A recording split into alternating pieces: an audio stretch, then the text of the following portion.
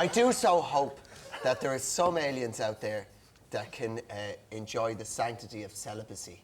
And they're not, when we get to their planet, that they're not in some way sex maniac aliens who don't know how to control themselves, who just absolutely love pumping. I mean, wouldn't that be terrible, Monsignor, if we get there and they just ravish us? I mean, obviously we'd have to report back to the Archbishop that it happened. But I mean, how long could you stay still and pray that it didn't happen? Perhaps they have huge tongues. You know, what if some of the aliens are like an enormous tiger, a big sexy tiger on two legs?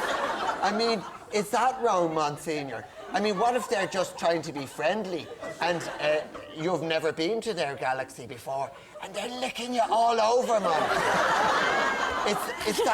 It's, you know, because we want to go with God's love towards their big sexy lion planet. And maybe they're licking you all over. It's just like putting the kettle on is on our planet.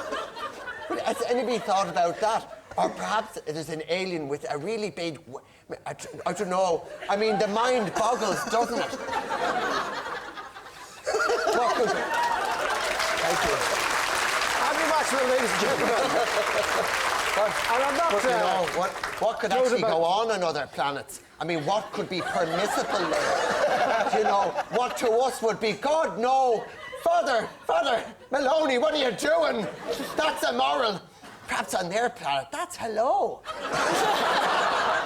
You know, would the more holy thing to do be to just go along with it, Monsignor? Just to fit in and show that we're friendly. And isn't friendliness the first sign of Jesus-iness? I mean, what would Jesus do if he went to their planet? I mean, you'd like to think that he would get into one of those fisherman boats and just row out to sea and avoid the temptation. But what if these big, sexy lion man-lady creatures could swim as well? They're probably very talented. What if some of them can swim out there? And their big sexy roar. We're coming to get you, Father. That's what they'd say. I mean, you know I'd pray like the Billy, oh, Father. But at some point you might have to give in to it. What I'm asking is, what kind of prayers would I have to say afterwards? After the big sexy lion man, woman, creature. You know. The mind boggles, Father.